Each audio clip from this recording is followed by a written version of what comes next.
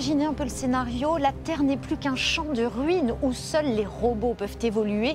2 d'entre eux vont trouver un bébé, un vrai. Voilà l'univers de Steve Baker. Il est dessinateur de bande dessinée. On a trouvé sa tanière. Et ben on va aller le voir, vous venez?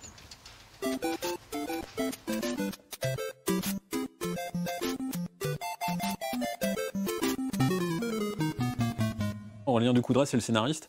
Il s'est rendu compte que ce qu'il aimait vraiment dans mon univers, c'était les robots. Et c'est pour ça qu'il s'est dit, bah, finalement, autant lui écrire un projet sur mesure. Et c'est comme ça qu'il a commencé à m'écrire Bots. Ça parle de paternité, clairement. Bots, voilà, c'est 2 robots qui vont devoir adopter un enfant, l'apprivoiser. Ça a demandé quand même presque 6 ans de travail. C'est presque 100 pages par album. Donc j'étais content d'en venir à bout.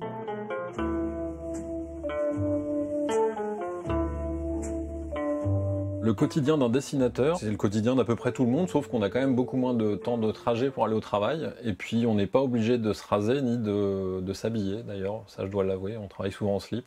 Là pour la caméra je me suis un peu habillé quand même. Voilà pour la couleur, maintenant un petit peu d'ancrage.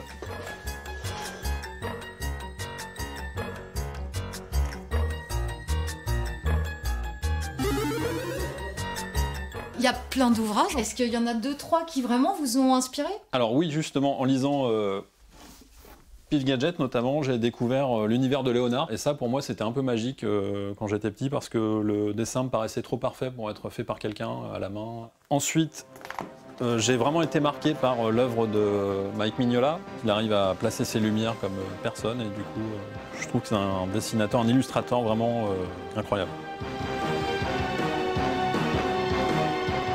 C'est une série qui va s'appeler Billy Bang Bang, voilà, qui raconte les aventures d'une petite fille qui découvre lors de une balade en forêt, elle tombe sur un bébé ogre qu'elle va décider d'élever dans son placard, ce qui va évidemment être assez compliqué, et ça va être assez rigolo.